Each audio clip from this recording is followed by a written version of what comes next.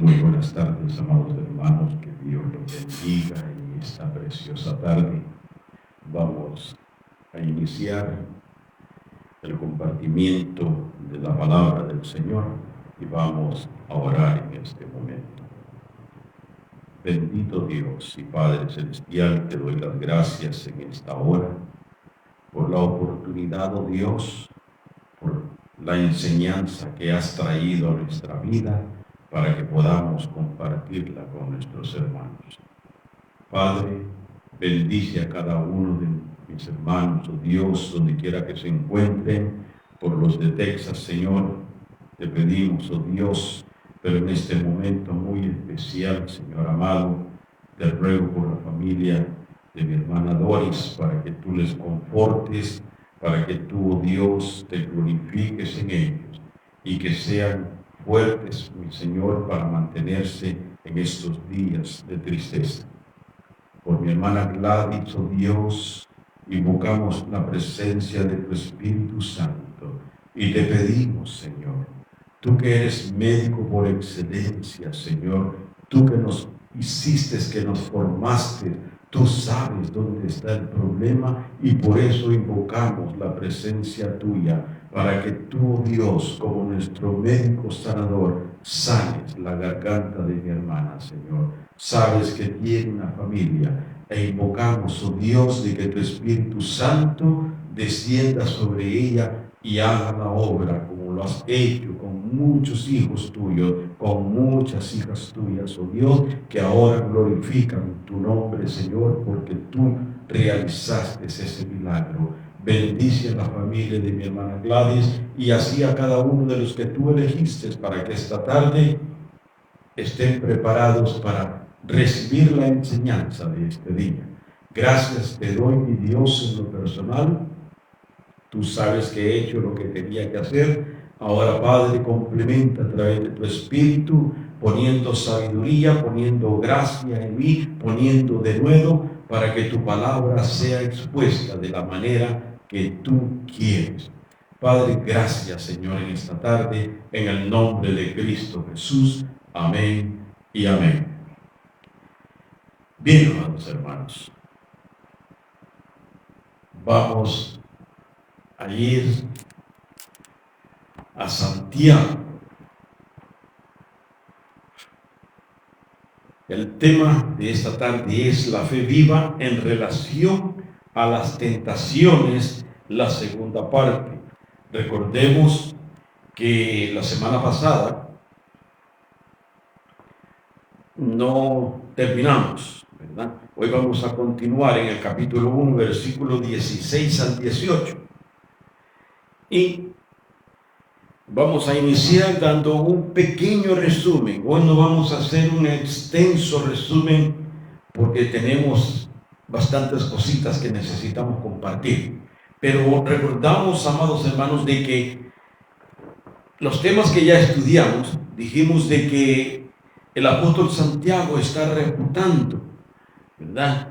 Iba en contra de los pensamientos de algunos creyentes que pensaban o que habían sido enseñados de que Dios o que nosotros como cristianos podemos ser tentados por Dios y que nuestro Dios es similar al Dios griego.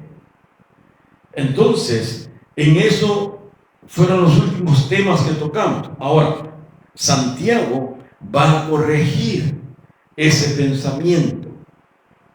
Sírveme allá, por favor. Santiago va a corregir ese error. Y Santiago nos va a enseñar de que la santidad y la justicia de Dios no le permiten a Dios tentar o ser tentado, como mucho menos tentarnos a nosotros para que nosotros pequemos. Hoy Santiago nos va a enseñar de que Dios, lejos de ser el originador de las tentaciones, es el que origina todas las cosas buenas que nos pueden pasar a los hijos de Él.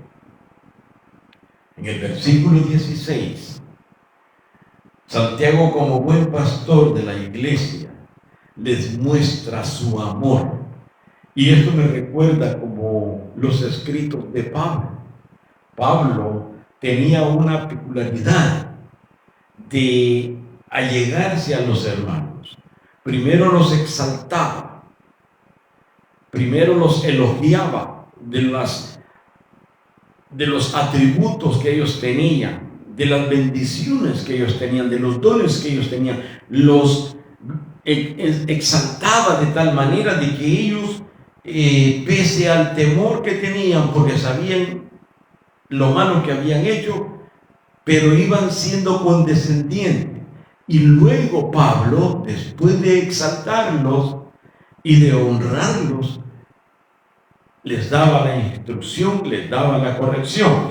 Vemos que Santiago está haciendo lo mismo, porque acá Santiago les muestra el amor, les muestra el amor y les dice: amados míos, vean, amados hermanos míos.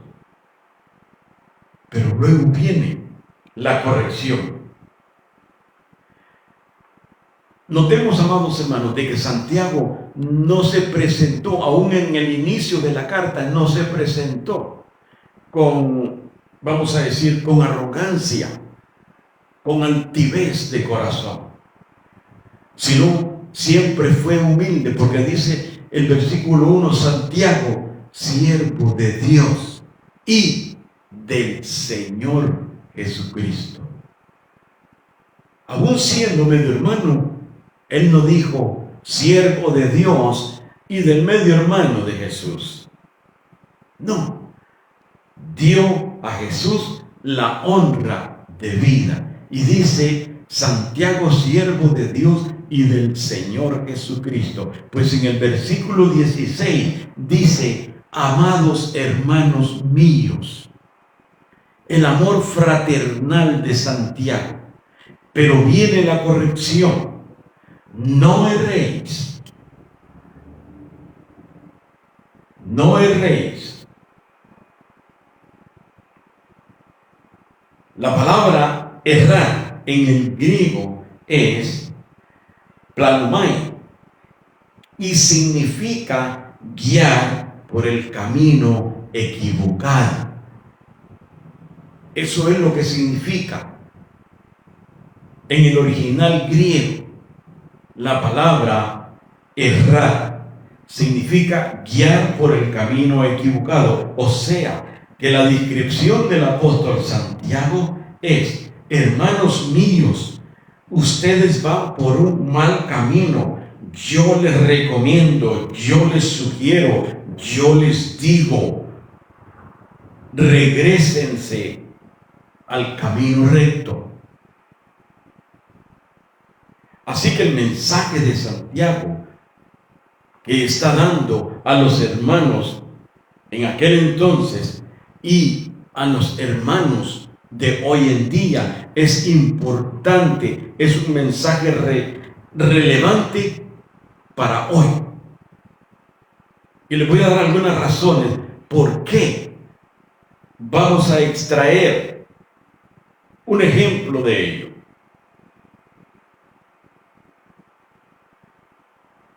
La palabra dice de que nos paremos en los caminos porque pareciera que la iglesia está caminando por un camino equivocado.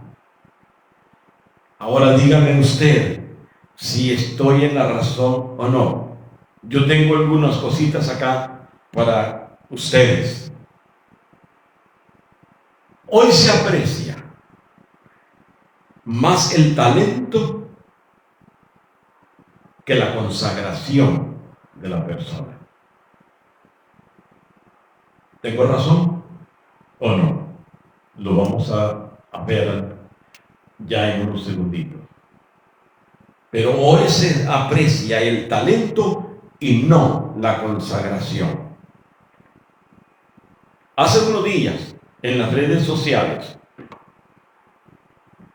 salió un anuncio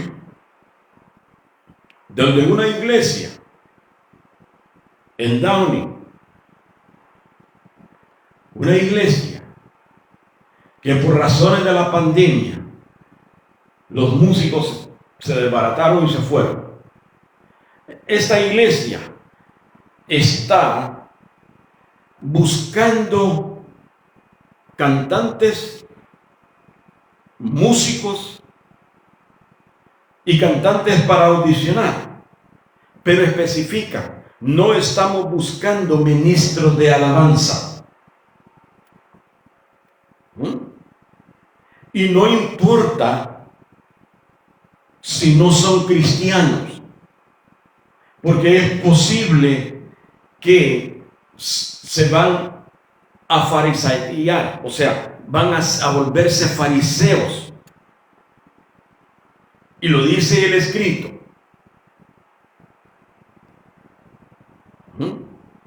Porque ellos no están buscando que sean creyentes. A ellos no les interesa eso. A ellos lo que les interesa es formar un grupo, formar una orquesta, y que se aprendan los cantos religiosos con los que se le canta a Dios. Pero dice, con tal de que sean profesionales y quieran cantar para Dios, no les importa, no les interesa si son cristianos o no son cristianos.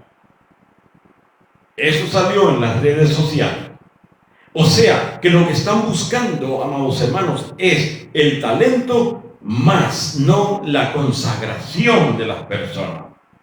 ¿Cree usted que Dios va a aceptar fuego extraño? ¿Que Dios va a recibir fuego extraño? ¿Qué es lo que hay detrás de esto? ¿Sabe qué es lo que hay? Que quieren agradar a la gente que asista a los servicios, que la gente llore, se emocione, que la gente brinque, que la gente diga gloria a Dios, aleluya. Es todo. O sea, que la alabanza la van a entregar para que la gente se sienta bien. Pero, amados hermanos, la música es para Dios, no es para la gente. Hay congregaciones, y se lo digo con propiedad, hay congregaciones que el día viernes o el día sábado, que van a ensayo, eligen los cantos que a ellos les gusta, los cantos con los que van a jugar con las emociones de la gente. O no, cantemos porque enternece y la gente se pone sensible y llora. Ese es el decir, porque yo lo he escuchado muchas veces. Pero déjeme decirle que la alabanza no es para ustedes. La alabanza no es para los que están sentados en la congregación. La alabanza es para el Rey de Reyes, Señor de Señores. Y muchas congregaciones están cayendo en eso. Cantemos el himno tal, porque ese himno es tierno. No cantemos el himno tal porque ese himno me gusta. ¿Y quién nos importa a nosotros que a usted como dirigente del culto le guste? Lo que debe de importarnos es que la alabanza le agrade y le guste a Dios. Y eso es lo que hay detrás. Por eso el mensaje de Santiago es relevante para hoy. Y por eso, amados hermanos, necesitamos pararnos en los caminos y preguntar por la senda antigua y seguir por ella, de acuerdo a Jeremías 6:16. El segundo ejemplo El segundo ejemplo es que hoy se aprecia la emoción que la edificación. Sí, yo sé que usted lo ha observado. Yo sé que usted ha trascendido en ciertas congregaciones y sé que ha visto eso. Que ahora se aprecia más la emoción que la edificación. Explíquenos, pastor. Ahí le voy. Cuando se quiere hacer una reunión donde queremos que las expectativas sean llenar el salón, que haya mucha gente, los programadores se enfatizan y se enfocan en dos cosas. Un grupo de alabanza que cante bonito, melódico.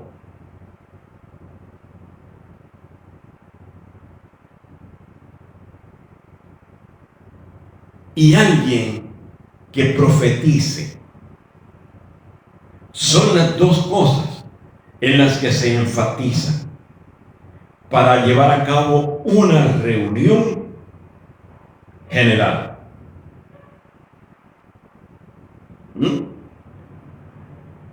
Un grupo de alabanza y un profeta o una profetisa. ¿Por qué? Porque estamos tomando en cuenta más la emotividad de la gente que la edificación del pueblo. Porque déjenme decirle, si quieren reunir a una cantidad de gente así y le van a decir, vamos a tener un estudio bíblico donde vamos a trazar la palabra de Dios, la gente no va. La gente no está motivada. A mucha gente y a muchos cristianos no les interesa cómo le den la palabra, en qué concepto. No les interesa. Porque muchos van únicamente a pasar el tiempo, porque no tuvieron nada más que hacer. Pero no hay emotividad. O sea, que el énfasis, amados hermanos, está en la emoción. En otras ocasiones se elige un predicador. El predicador lleva un texto, empieza a darles un montón de palabritas, los emociona, empiezan a cerrar sus ojos, levantan sus manos, pero el predicador no dijo nada del texto. Y la gente se motiva y están contentos, porque de eso se trata. Hoy, la emotividad de las personas es más imprescindible, es más necesaria que la edificación, porque ese es el énfasis. No debe de estar en la emoción, sino en la edificación. Y la edificación solo viene a través o por medio de la palabra de Dios.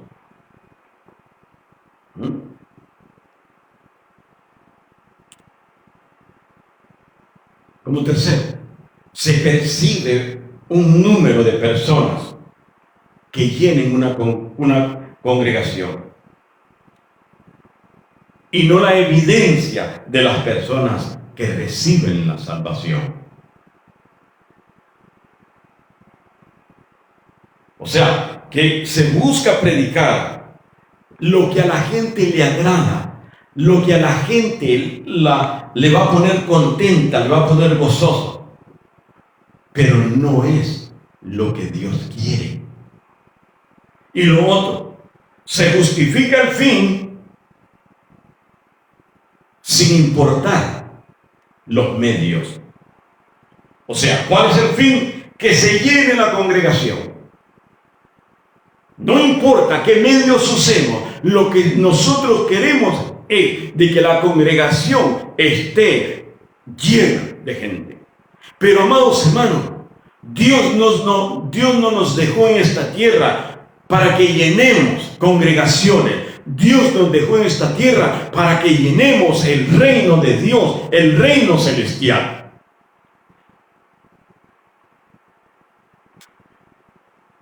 Pero nosotros nos hemos enfatizado únicamente en las apariencias. Por lo tanto, el camino abierto en el que debemos de andar se encuentra únicamente en la palabra de Dios, predicada y explicada en su contexto.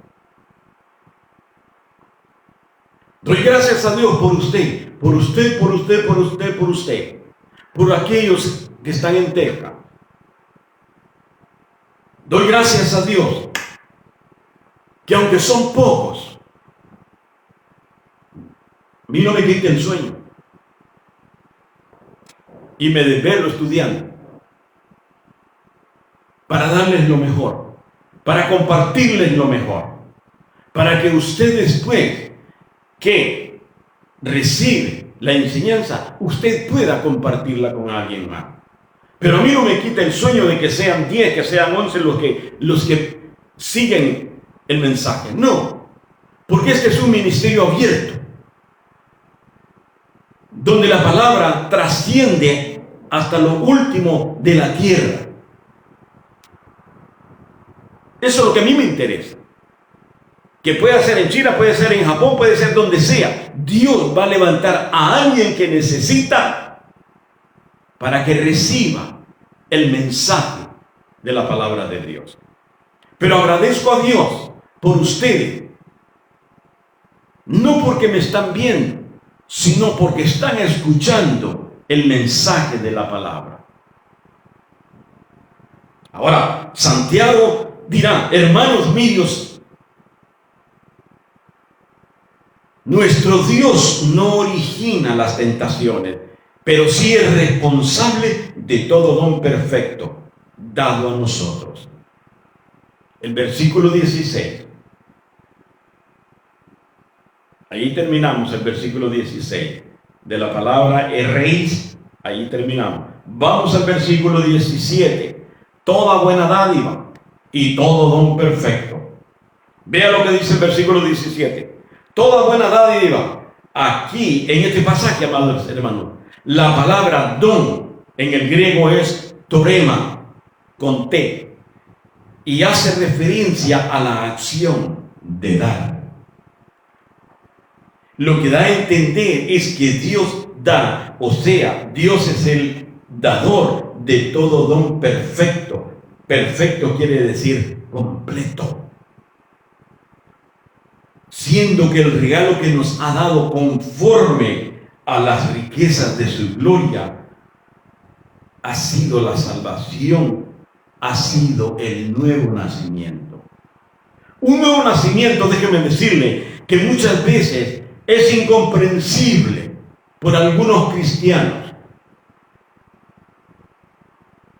Dice, bueno, Nicodemo, Jesús le dijo a Nicodemo: os es necesario nacer de nuevo. Hay un nuevo nacimiento. Pero verdaderamente no lo viven, no lo disfrutan, no lo gozan. Porque para gozarlo tenemos que remontarnos al huerto del Edén. Cuando Adán pecó, se cerró el templo, o sea, se cerró el acceso a la presencia de Dios. Pero el día que Cristo murió en la cruz, dice de que hubo tinieblas, la tierra tembló y el velo del templo se rasgó de arriba hacia abajo.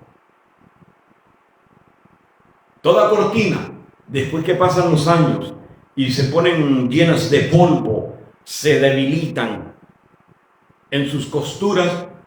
Todo telón, toda cortina se rompe de abajo hacia arriba. ¿Sabe por qué? Porque el peso de la cortina está abajo, no arriba.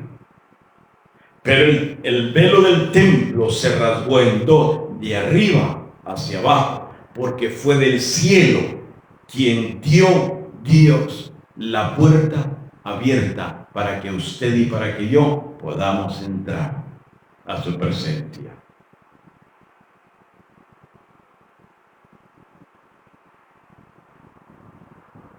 En el Antiguo Testamento, esto tenía un gran significado. Porque hoy, así como en el Antiguo Testamento, hoy muestra la entrada al reino de Dios mediante la salvación por medio de la fe en Jesucristo. Y esto es un regalo que descendió de lo alto.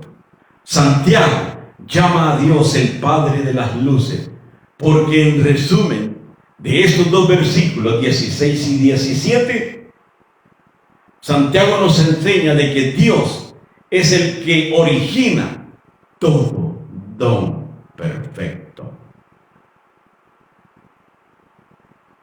Versículo 18. Esta última parte dice que Dios, por iniciativa propia, les impartió la regeneración con un propósito. O sea, que Dios nos amó tanto, amados hermanos, que tomó la decisión de darnos una nueva vida en Jesucristo. Permítame dividir el versículo 18 en tres. 18a dice: de su voluntad nos hizo nacer. O sea, por su voluntad propia nos parió. Esa es la palabra original del griego. No dice nos dio a luz, dice nos parió. Pero Dios usó algo para hacerlos parir. ¿Qué fue? Dice el versículo 18: Él de su voluntad nos hizo nacer por la palabra de verdad. O sea que la Biblia dice en Juan 1:13: los cuales no son engendrados de sangre, ni de voluntad de carne, ni de voluntad de varón, sino de Dios. O sea que el nuevo nacimiento que tenemos usted y yo no es porque el hombre quiera, sino por voluntad de Dios que tocó nuestro corazón. Versículo 18b. Dios usó la palabra verdadera. Por eso el mensaje de salvación, póngalo así: cuando se da el mensaje de salvación, o cuando usted le da el mensaje de salvación a alguien, es Dios quien envía su espermatozoide, y cuando hay una matriz disponible, se lleva a cabo el engendro. O sea, cuando hay un corazón disponible y Dios introduce su espermatozoide, ahí viene el engendro. De ahí nacimos nosotros, para que seamos primicias de sus criaturas. En otras palabras, Él nos salvó para que seamos consagrados para Él, dedicados para Él y fieles en todo para Él. Y poder decir: en mi vida la gloria es para Él, démosle lo mejor a Él. En mi trabajo la gloria es para Él, trabajemos para vivir, pero no vivamos para trabajar. En mi vida, en mi casa, la gloria es para Él, no es para el televisor. Con mis amigos, con mis amigos, la gloria es para Dios. Y Dios nos dice: conviértanse ellos a ti, mas tú no te conviertas a ellos. En el templo, en la congregación, que la gloria sea para Dios. no para alguien más. Lo que enseña este pasaje, amados hermanos, es que cuando se predica el Evangelio de salvación, viene a producir conversiones genuinas. Hay ocasiones que le decimos a la persona que le entreguen su vida a Cristo y le decimos: conviértase al Señor, reciba a Cristo y sus problemas se van a quitar. Cuando deberíamos, en lugar de hacer eso, deberíamos nosotros demostrarle el amor de Jesús a la gente. Porque de tal manera Dios lo amó a usted, que dio a su Hijo para que usted no viva esta clase de vida, para que usted tenga paz, para que usted tenga, pero mostrarle el amor de Dios. Nosotros no, nosotros comenzamos: reciba a Cristo y sus problemas se van a quitar. O sea, son cositas, amados hermanos, de que muchas veces lo hacemos por ignorancia, ¿verdad? Entonces, la dinámica del nuevo nacimiento es la muerte de Cristo en la cruz del Calvario. Segundo, hay que predicar la palabra. Y tercero, se produce el nuevo nacimiento. 18c. ¿Para qué? Para que seamos primicias de sus criaturas. En esta parte señala un propósito. Vean, literalmente dice: Él, de su voluntad, nos hizo nacer por la palabra de verdad. ¿Para qué? Para que seamos primicias de sus criaturas. O sea, el propósito es cuando dice para,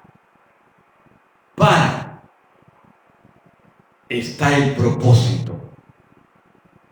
Yo le voy a decir una cosa. Yo no creo que mi mamá y mi papá dijeron: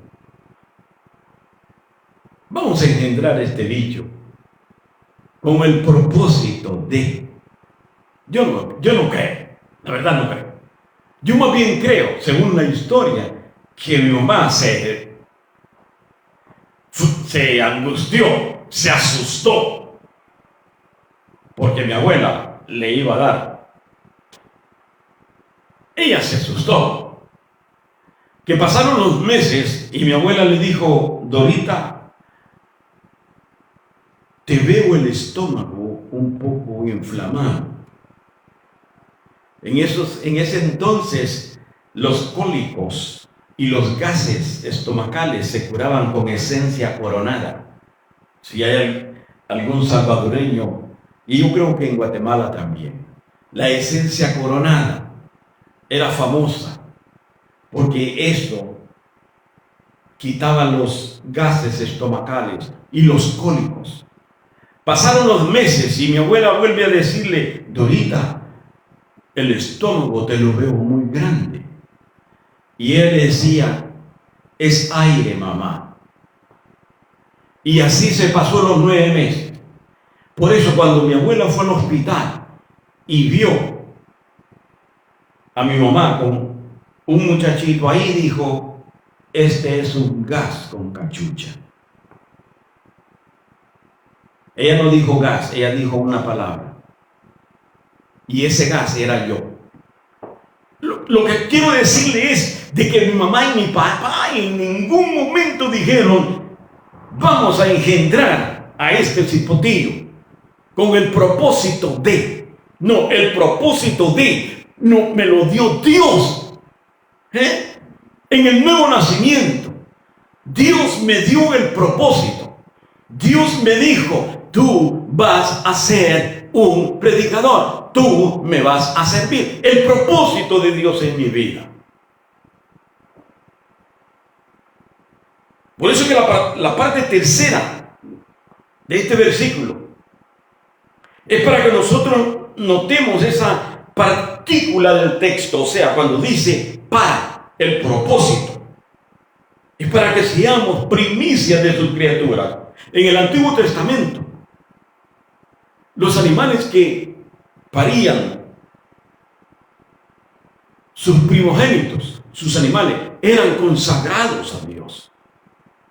Por eso habrían también los frutos, los granos, ofrendas de los granos, eran consagradas a Dios.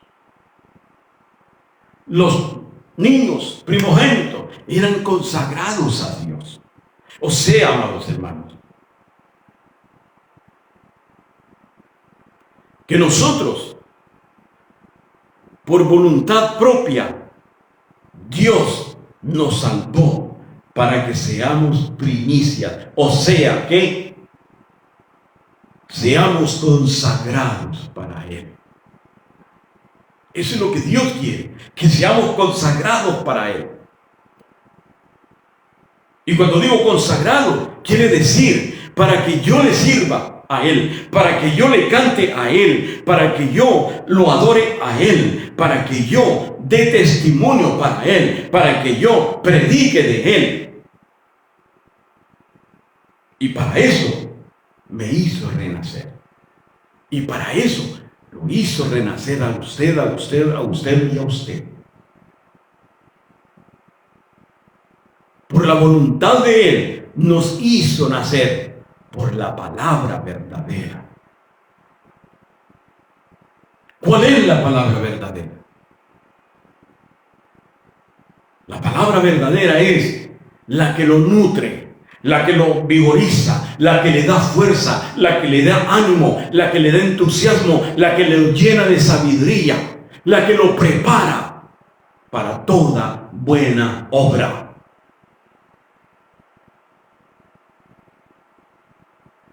Pero recordemos, amados hermanos, lo que se está haciendo hoy en día. Nosotros debemos de reconocer que la adoración, que la alabanza no es para ninguno de nosotros, es únicamente y exclusivamente para Dios. Para Dios. Así que si usted escucha a alguien decir, cantemos este corito porque a mí me gusta, dígale, ¿y qué me importa a mí que a usted le guste? Nosotros vamos a cantar lo que a Dios le agrada. Porque estamos llevando la vida por otro camino. Por eso Santiago les dice, señores, van en mal camino, regrésense, vuelvan al camino. Jeremías les dijo, paraos en los caminos, reflexionen, mediten, piensen lo que están haciendo. Nosotros podemos resolver lo que ya está estipulado por Dios. Nosotros podemos detenerlo. ¿Por qué? Porque ellos iban a entrar a la cautividad 70 años, pero Jeremías, el profeta, le dice, nosotros podemos detener esto si tan solo nosotros nos detenemos y meditamos y reflexionamos. ¿Y qué dijeron ellos? No iremos. ¿Qué están diciendo hoy? Nosotros somos así. Nosotros hacemos esto porque nosotros, la costumbre de nosotros es esta. ¿A quién le importa su costumbre?